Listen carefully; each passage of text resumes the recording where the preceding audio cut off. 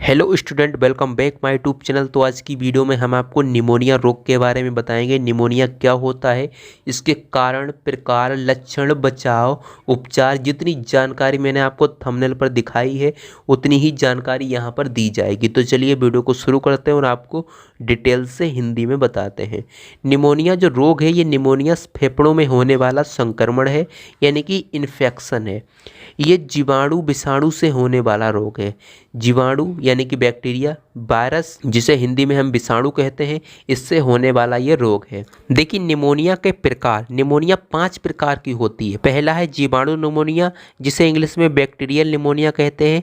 ये किस प्रकार से होती है? स्ट्रेप्टोकोकस निमोनी एक जीवाणु होता है, उसके द्वारा ये जीवाणु निमोनिया होती है। ये किसी भी प्रकार से हमारे फेफड़ों में पहुंच जाता है और फेफड़ों को जकड़ लेता है, जिससे निमोनिया हो जाती है। दूसरा है वायरल निमोनिया, ये वायरस से होती है। इन्फ्लुएंजा या आप इसे फ्लू बोल सकते हो। ये वायरस जब हमारे शरीर के अंदर चला जाता है फेफड़ों में, तब भी ये निमोनिया रोग कर सकता है। माइकोप्लाज्मा निमोनिया, तो ये किससे होती है? माइकोप्लाज्म निमोनी ये जीवाणु है, एक बैक्टीरिया है, इसके द्वारा ये माइकोप्लाज्म निमोनिया हो जाता है। चौथा है एस्पिरेशन निमोनिया, ये किस प्रकार से होती है?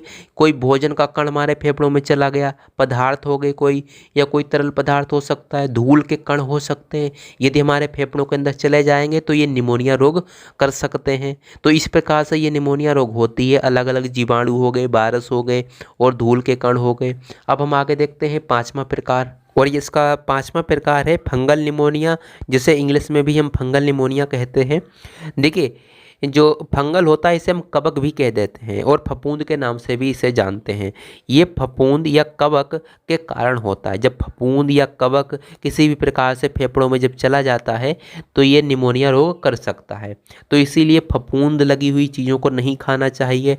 और भी हो सकता है ब्रेड हो गया, फफूंद लग जाती है कई बार, तो ऐसे ब्रेड को नहीं खाना चाहिए क्योंकि ये निमोनिया कर सकते हैं। निमोनिया रोग के कारण क्या है, यानी कि निमोनिया क्यों हो जाता है? तो जैसा अभी मैंने आपको बताया विषाणु और जीवाणु से होने वाला रोग है।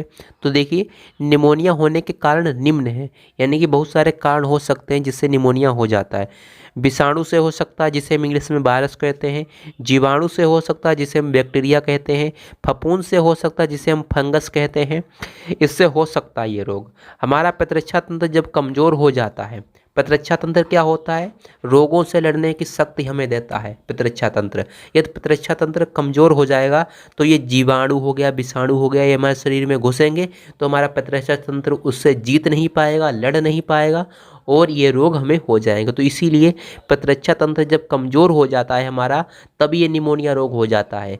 कई बार आपने देखा होगा छोटे बच्चों में हो जाता है और फिर बाद में कब होता है? 60 साल से ऊपर का जो व्यक्ति हो जाता है उसका प्रतिरक्षा तंत्र कमज़ोर हो जाता है तो उसको रोग हो जाता है। तो इस प्रकार से यहाँ पर आपको समझना है। यदि ये किसी भी व्यक्ति को रोग है तो उसमें कौन कौन से लक्षण दिख सकते हैं? निमोनिया के लक्षण कौन से होते हैं? सांस लेने में तकलीफ होगी। क्यों तकलीफ होगी? क्योंकि ये निमोनिया जो रोग है वो फेफड़ों में होता है, फेफड़ों को संक्रमित करता है, इसीलिए सांस लेने में तकलीफ होगी, खांसी आएगी, सीने में दर्द होगा, बुखार आ सकता है और ठंड भी लग सकती है। तो इस प्रकार से निमोनिया के लक्षण होते हैं। अब यहाँ पर अगली हेडिंग है निमोनिया से बचाव, यानी कि निमोनिया से हम किस प्रकार से बच सकते हैं। यदि किसी भी व्यक्ति को रोग है या नहीं भी है तब भी हम किस प्रकार से बच सकते हैं, प्रिवेंशन कर सकते हैं। तो देखिए निमोनिया का टीका लगवाना चाहिए, यानी कि साल में हो गया या 2 साल में हो गया, आपको निमोनिया का टीका लगवा लेना चाहिए। क्योंकि ये निमोनिया का जो टीका होता है वो हमारा प्रतिरक्षा तंत्र मजबूत कर देता है, जिससे जीवाणु विषाणु नहीं आ पाता है।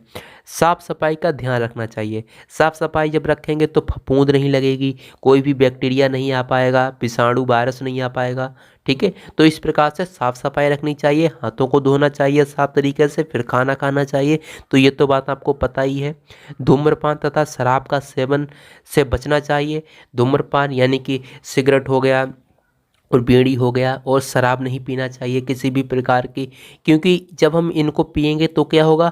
हमारा प्रतिरक्षा तंत्र कमज़ोर हो जाएगा, और जैसे ही हमारा प्रतिरक्षा तंत्र यानी कि इम्यून सिस्टम कमज़ोर हो जाएगा तो ये जीवाणु हो गया, वायरस हो गया और फफूंद हो गया, ये हमारे शरीर के अंदर आ जाएंगे किसी ना किसी प्रकार से, और हमारा प्रतिरक्षा तंत्र उनसे लड़ नहीं पाएगा, जीत नहीं पाएगा और रोग हो जाएगा। ठीक है, तो ये तो बात आपको पहले से ही पता है। अब यहाँ पर देखते हैं निमोनिया का उपचार क्या है। निमोनिया का उपचार उपचार यानी कि ट्रीटमेंट क्या है, डॉक्टर के पास जब आप जाएंगे तो किस प्रकार की दवाइयाँ आपको दे सकता है।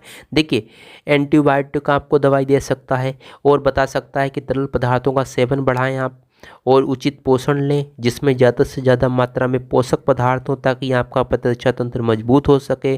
खांसी तथा दर्द की राहत के लिए दवाइयाँ लें, यानी कि डॉक्टर आपको बता सकता है कि खांसी की दवा लें, और दर्द जो हो रहा है सीने में उसकी दवाइयाँ लें। तो ये डॉक्टर ही बताएगा आपको कि निमोनिया का उपचार किस प्रकार से होता है। तो मैंने आपको थोड़े से पॉइंट बता दिए हैं। तो अब यहाँ पर हम देखते हैं निमोनिया का निदान। निदान को हम इंग्लिश में डायग्नोसिस कहते हैं, यानी कि किसी भी व्यक्ति में निमोनिया रोग है या नहीं है उसका पता लगाने के लिए हम सबसे पहले रक्त का परीक्षण करेंगे और थूक का परीक्षण करेंगे, और जिससे हम पता लगाएंगे कि उस व्यक्ति में निमोनिया रोग है या नहीं है। तो इस प्रकार से यहाँ पर डायग्नोसिस यानी कि निदान किया जाता है। तो चलिए अब हम मिलते हैं अगली वीडियो में। जब तक के लिए जय हिंद, जय भारत।